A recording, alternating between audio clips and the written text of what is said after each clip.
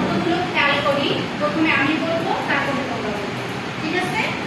হ্যাঁ, আমি বলবো, মনোযোগ দিয়ে শুনবে, তারপরে বলবে। ওকে, ফাইন। শব্দ খেয়াল।